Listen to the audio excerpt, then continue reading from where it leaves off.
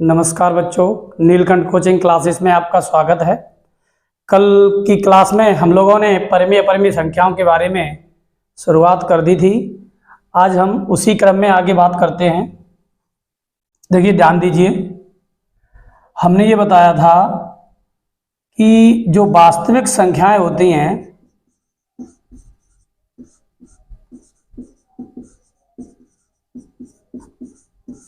Real numbers, इसको बोलते हैं क्या? Real numbers. ये जो वास्तविक संख्याएं हैं इनके बारे में बताया था, दो प्रकार की होती हैं। एक होती हैं क्या आपकी परिमेय संख्याएं। क्या होती है बेटा? परिमेय संख्याएं, यानी rational number. Rational number short में लिख दिया है नंबर्स, ठीक है। और दूसरा पॉइंट होता है आपका अपरिमेय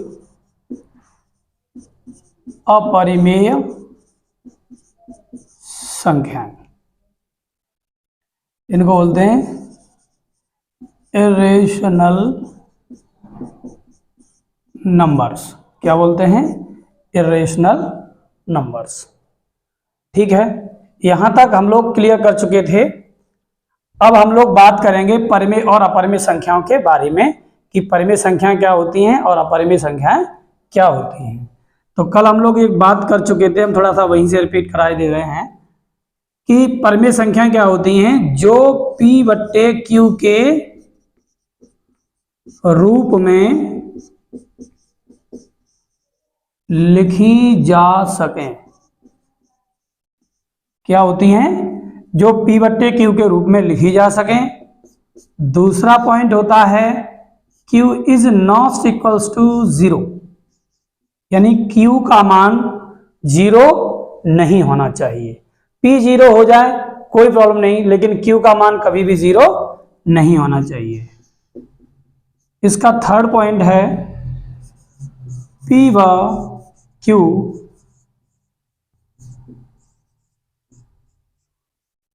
पूर्णांक हो। P/Q क्या हो? पूर्णांक हो।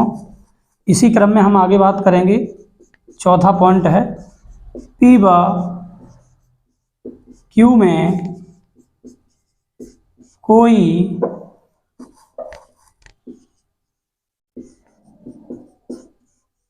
उभयनिष्ठ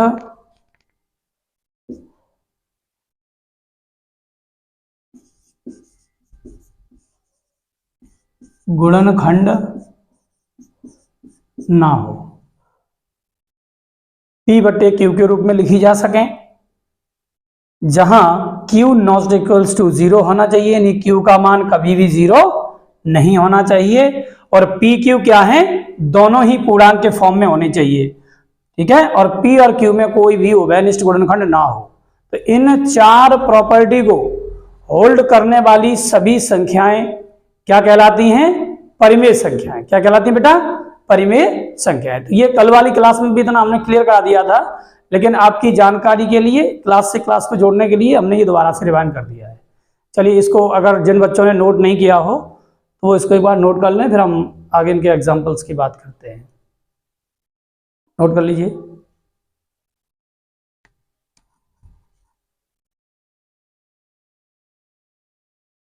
चलिए, बाद में वीडियो को रोक के थोड़ा इसको रोक के अपना नोट कर लेना। ओके, चलिए आगे देखते हैं।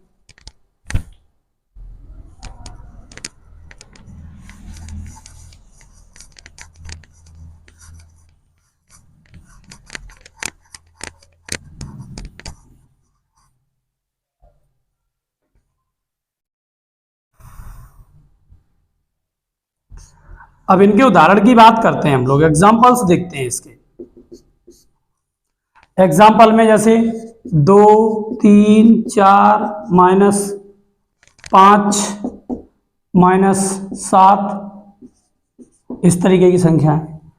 2/3, 4/5, -3/7 इस तरीके की संख्या क्या होंगी? आपकी परिमेय संख्याएं होंगी। इसके अलावा 1.33333 ...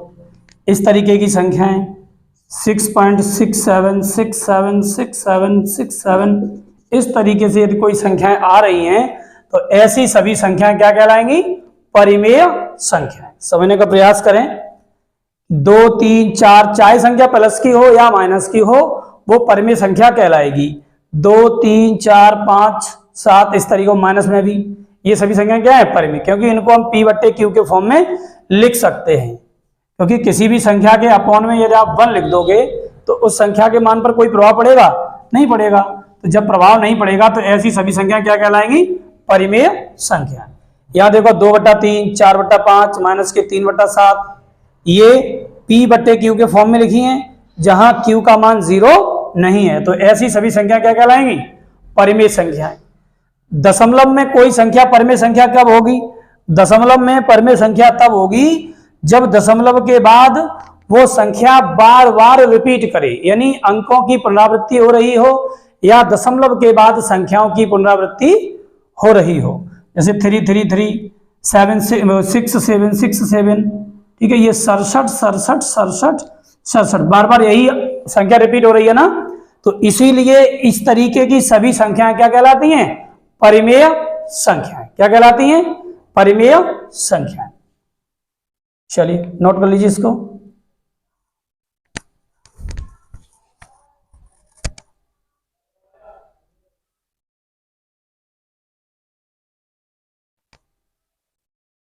चलिए नोट कर लिया होगा आप लोगों ने, इसको हम साफ कर देते हैं।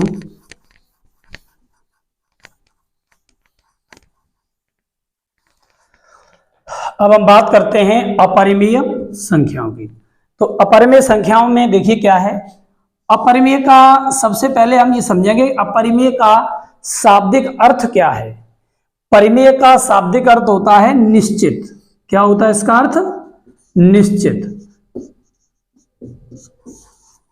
और अपरिमेय का शाब्दिक अर्थ होता है अनिश्चित। तो इसी के परिप्रेक्ष्य में हम लोग बात करेंगे। परिमेय का अर्थ होता है निश्चित और अपरिमेय का अर्थ होता है अनिश्चित। अनिश्चित का मतलब जिसके बारे में हमें क्लियरली जानकारी ना हो, वो क्या कहलाएगा? अनिश्चित। ठीक है बेटा। तो अपरिमेय संख्याएं क्या है हम लोग ध्यान देंगे और ध्यान से समझने का प्रयास भी करेंगे। जैसे हम लिखते हैं √2। √2 का जब हम मान निकालेंगे, पहले तो आप एक बात समझ लीजिए, उसके बाद हम इसकी चर्चा करेंगे। ठीक है। जैसे हम कहें √4, √9, ठीक है, और √16, इसका जब हम वर्गमूल करेंगे, 4 का वर्गमूल कितना होगा? आप कहेंगे 2। हम कहेंगे √9 का वर्गमूल कितना होगा? आप कहेंगे 3। हम कहेंगे √16 का वर्गमूल कितना होगा? आप कहेंगे 4। तो बच्चों यहां पर ये देखिए कि 4 का जब हमने वर्गमूल निकाला तो 2 प्राप्त हुआ। क्या ये निश्चित है? 2 से ज्यादा या 2 से कम कुछ भी हो सकता है? आप कहेंगे नहीं हो सकता, 2 ही होगा। तो क्या ये निश्चित वैल्यू निकल के आ गई ना? तो ये क्या है? परिमेय। ऐसे ही यहां से देखिए 3, यहां से देखिए 4, ये क्या है? एक निश्चित है। अब हम बात कर लेते हैं दशमलव की। दशमलव वाली संख्याएं जैसे 3 3 3 3 ये बार बार रिपीट हो रहा है, तो यहां भी तो एक बात निश्चित है। ये निश्चित है कि हर बार 3 3 3 3 ही आएगा। क्लियर है ना? इसीलिए ये संख्या भी क्या होगी? परिमेय। तो ये तो बात परिमेय की रही, ये निश्चित है। अब हम बात कर रहे थे अपरिमेय संख्याओं की, तो इसी परिप्रेक्ष्य में हम लोग इसी के अकॉर्डिंग समझने का प्रयास करते हैं। ठीक है बेटा। तो √2 का मान जब हम निकालेंगे तो 1.414 आगे जो भी हो आप निकाल सकते हैं। और ये वैल्यू कैसे निकाली जाती है, कोई एक वीडियो बनाएंगे किसी दिन हम एक्स्ट्रा अपनी इस क्लास से हटके, तो हम सारे वैल्यू कैसे निकाली जाती है √2 √3 वो आप लोगों को सिखाएंगे। ओके, परेशान नहीं होइए। इसके बाद हम √3 का मान निकालते हैं। √3 का जब हम मान निकालेंगे तो क्या होगा? 1.7321। ठीक है। इसी तरीके से आप पाई की वैल्यू निकालो, 3.141002, इस तरीके से चलता जाएगा ये मान। ठीक है। तो क्या है, यहां हमें क्लियर पता था कि 1.33333 आना है। एक एग्जांपल और दिया था, 0.67 रिपीट हो रहा था, तो वहां भी निश्चित था कि 6-7 ही आएगा। लेकिन बेटा यहां देखिए आप, क्या यहां कोई संख्या आपको बार बार रिपीट होती हुई मालूम पड़ रही है? 4 आया, फिर 4 आना चाहिए था, और फिर ऐसे देखिए मान लीजिए 4 नहीं आ रहा, 4 1 4 2 आ गया ना, तो रिपीट तो हो नहीं रहा है ना। तो जहां पॉइंट के बाद किसी भी संख्या का रूट का जब मान निकालेंगे, अगर उसमें बार बार रिपीटेशन नहीं हो रहा है, हर बार डिजिट चेंज हो रहा है, तो ऐसी सभी संख्याएं आपकी अपरिमेय संख्याएं कहलाती हैं। क्या कहलाती हैं भैया? अपरिमेय संख्याएं कहलाती हैं। ऐसे ही यहां पाई का जो मान है वो होता है 3.1410 डॉट डॉट डॉट आगे जो भी हो, ठीक है। तो इसमें भी क्या है? रिपीटेशन नॉट अलाउड, इसमें भी रिपीटेशन नहीं हो रहा, पुनरावृत्ति नहीं हो रही है। अर्थात कहने का मतलब ये हुआ कि इस प्रकार की सभी संख्याएं जिनकी कोई निश्चित वैल्यू हमें प्राप्त नहीं हो सकती है, अपरिमेय संख्याएं कहलाती हैं। बताइए बच्चों, क्लियर हो गया? परिमेय संख्याएं क्या हैं और अपरिमेय संख्याएं क्या हैं, आप लोग भली भांति समझ गए होंगे। क्लियर है? अब यहां से एक बात और हम आपको क्लियर कर देना चाहते हैं। आप चाहें तो वीडियो को रोक रोक के उस बात को नोट भी कर सकते हैं, ठीक है। देखिए, कोई भी अपरिमेय संख्या हो, क्या हो बेटा? कोई भी अपरिमेय संख्या हो, यदि उसमें हम कोई परिमेय संख्या जोड़ दें, क्या कहा हमने? फिर से हम रिपीट कर रहे हैं। कोई भी अपरिमेय संख्या हो, यदि उस संख्या में हम एक परिमेय संख्या जोड़ें तो वो अपरिमेय ही रहेगी। समझ गए ना? इसी प्रकार यदि किसी अपरिमेय संख्या में कोई अन्य किसी एक अपरिमेय संख्या में से यदि कोई अन्य परिमेय संख्या घटाएं, तब भी वो अंतर उसका जो होगा वो क्या रहेगा? अपरिमेय। क्लियर है ना? और किसी भी अपरिमेय संख्या में परिमेय संख्या का गुणा करें या भाग दें, तब भी उसका रिजल्ट क्या रहेगा? अपरिमेय। क्लियर? तो कहने का मतलब किसी भी अपरिमेय संख्या में कोई भी परिमेय संख्या या तो जोड़ें या घटाएं या गुणा करें या भाग करें, कोई भी संक्रिया करें, तो अपरिमेय संख्या सदैव अपरिमेय संख्या ही रहती है। क्लियर हो गया बच्चों? तो चलिए अब हम लोग आगे चर्चा करते हैं। मेरा विश्वास है कि आप लोग परिमेय और अपरिमेय के बारे में भली भांति समझ गए होंगे। तो आप हमें कमेंट के माध्यम से बता सकते हैं, क्या समझ में नहीं आया तो हम उसको क्लियर करेंगे। ओके, नोट डाउन करिए इसको, फिर हम देखते हैं।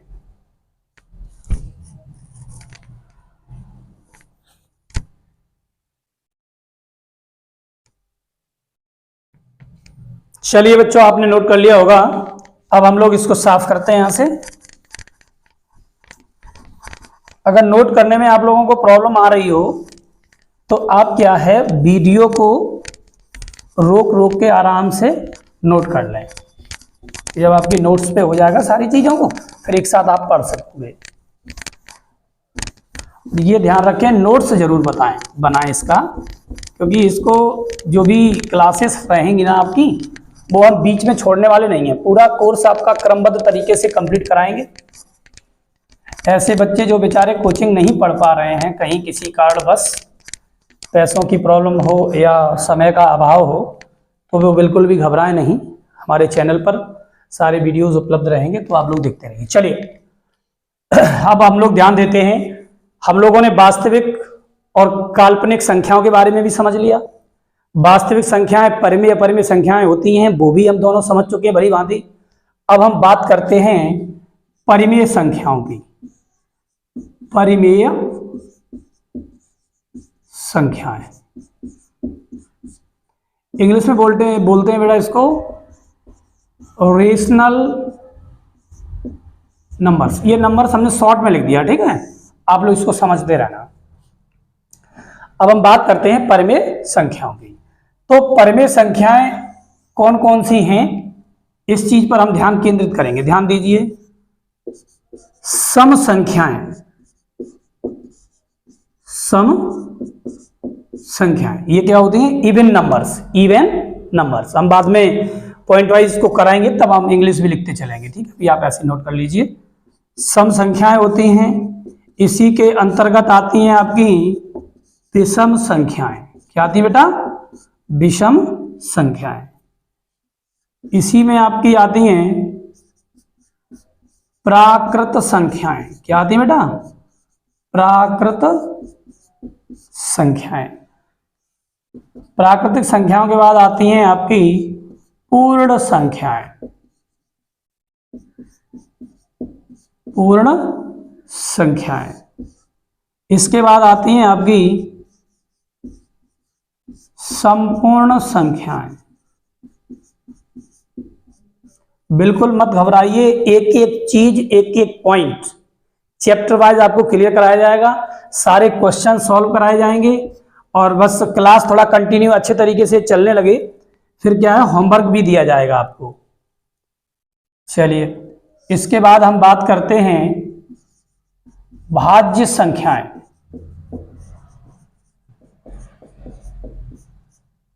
इसके बाद बात करेंगे अभाज्य संख्याएं।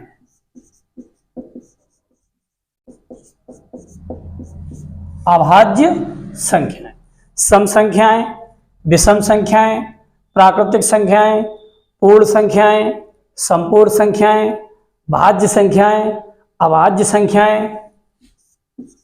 इसकी क्रम में आगे आती हैं सह अभाज्य संख्याएं। इसके बाद आती हैं आपकी पूर्ववर्ती संख्याएं। इसके बाद आती हैं अनुवर्ती संख्याएं, और यहां पे हम आपके लिख देते हैं पूर्णांक। जितने भी पूर्णांक हैं वो सभी भी क्या हैं आपके परिमेय संख्याओं के अंतर्गत आते हैं। इसके अलावा और भी संख्याएं हैं, लेकिन मुख्य रूप से ये हैं। इनको हम लोग बारी बारी से एक एक करके समझने का प्रयास करते हैं। देखिए, सबसे पहले हमने क्या बताया, सम संख्याएं, विषम संख्याएं, इनको बोलते हैं इवन नंबर्स, ऑड नंबर्स, प्राकृतिक संख्या यानी नेचुरल नंबर्स, पूर्ण संख्या यानी होल नंबर्स, संपूर्ण संख्याएं, परफेक्ट नंबर्स, भाज्य संख्याएं, कंपोजिट नंबर्स, अभाज्य संख्याएं, प्राइम नंबर्स। ठीक है, और इस तरीके से प्रीडिसर और सक्सेसर और इंटीजर्स। ओके, तो एक एक करके बारी बारी से हम सबकी चर्चा करेंगे। पहले ये चार्ट टाइप का इसी तरीके से जैसे हमने बनाया है, इसी तरीके से आप अपनी कॉपी पे इसको नोट कर लीजिए अच्छे तरीके से। चलिए, मैं थोड़ा साइड से हो जाता हूं।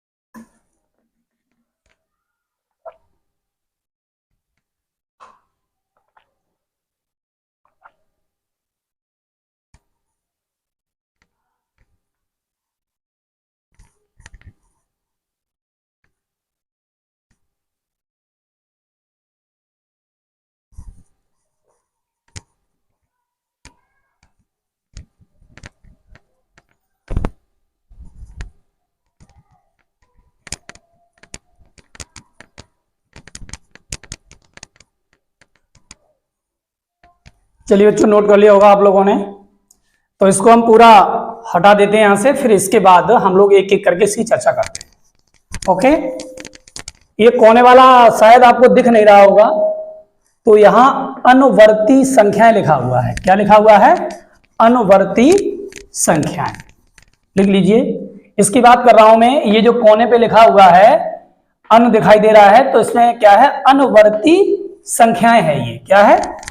अनुवर्ती संख्याएं।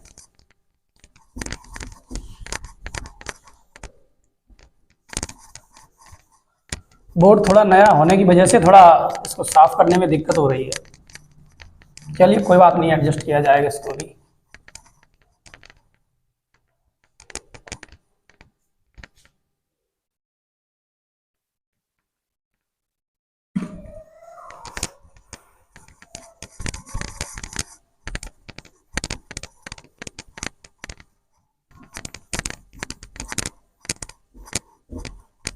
कोई भी बच्चा बिल्कुल भी विचलित ना हो और ऐसा ना सोचें कि हम नोट्स बनाना शुरू कर देंगे सर के, तो कहीं ऐसा ना हो सर बीच में क्लास बंद कर दें। देखिए बेटा, काफी मेहनत करने के बाद ये चैनल शुरू हो पाया है, तो किसी भी कीमत पर इसको बंद तो नहीं किया जाएगा। कुछ भी हो, फिर जहां तक संभव होगा, जहां तक हमारा प्रयास है, और फिर आगे फिर तो सब कुछ परमात्मा के हाथ में है, उनकी मर्जी के बिना तो कुछ हो ही नहीं सकता ना।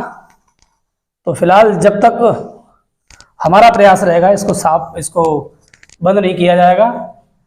आपको आपकी मंजिल तक पहुंचाने के बाद ही कुछ होगा। ओके, तो विश्वास रखिए और काम को करिए, ठीक है, नोट करिए अच्छे तरीके से। चलिए, तो परमेय संख्याओं में हम डिटेल में चर्चा करते हैं। सबसे पहले बात करते हैं हम सम संख्याओं की। सम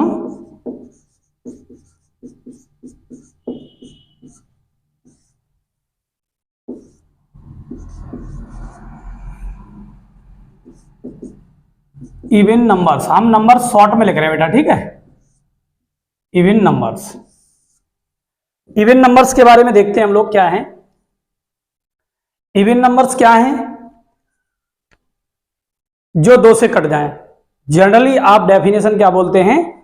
जो संख्याएं 2 से कट जाए वो क्या होती हैं? Even numbers. लेकिन क्या हम थोड़ा सा चेंज करके पढ़ाएंगे इनको, ठीक है। इसकी डेफिनेशन लिखेंगे, वे सभी का मतलब जितनी भी संख्याएं हैं, वे सभी संख्याएं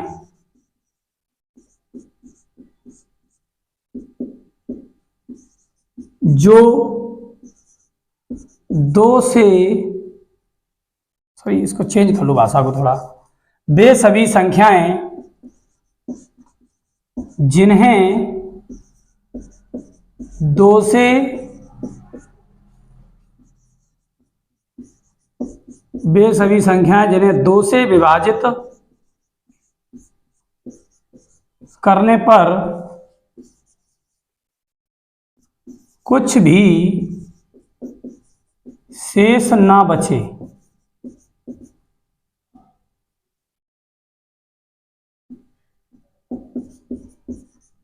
सम संख्याएं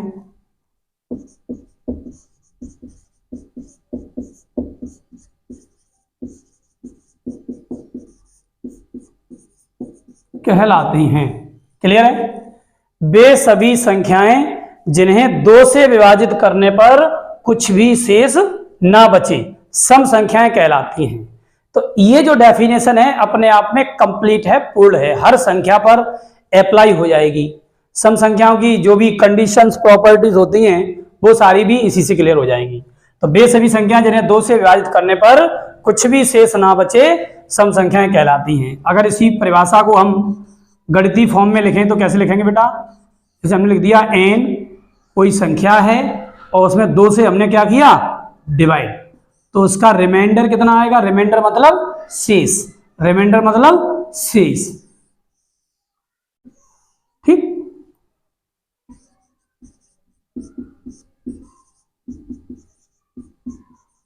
चलिए यहां से समझ लीजिए। ओके, तो n/2, n कोई संख्या है, कैसी भी संख्या हो सकती है। अब हम चेक ये करेंगे, यदि वो सम होगी तो जैसे ही हम 2 का डिवाइड करेंगे वैसे ही रिमाइंडर क्या आएगा? शेष क्या आएगा? 0।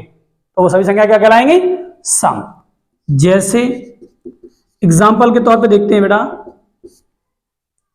इस मान लीजिए हमने लिख दिया 2, 4, 6, 8 एंड सो ऑन।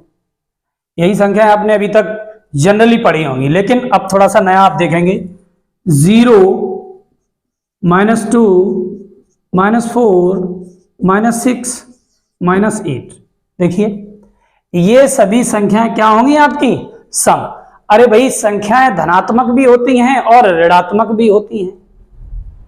जितना काम धनात्मक संख्याओं का पड़ता है उतना काम हमें ऋणात्मक का भी पड़ता है, ठीक है ना। तो अभी तक हम जनरली ये पढ़ते आए हैं कि 2 से इधर पढ़ते हैं प्लस की तरफ, ठीक है, और ये नेगेटिव की तरफ हम पढ़ते ही नहीं है। जनरली किसी से पूछो कि भाई सम संख्या बताओ तो ज्यादातर बच्चे यही जवाब देते हैं कि सर 2, 4, 6, 8, 10, 12, 14, 15, 16, 18, 14, 15 नहीं सॉरी 14, 16, 18, 20, 22, इस तरीके से बोलते हैं ना। तो आप लोग ध्यान देंगे कि 2 4 6 8 उसका 0 -2 -4 -6 -8 ये भी आपकी सम संख्याएं हैं। ये तो कोई पूछा कि 0 क्या है, तो 0 एक सम अंक है। क्या है? सम अंक। क्लियर हो गया? नोट कर लीजिए इसको।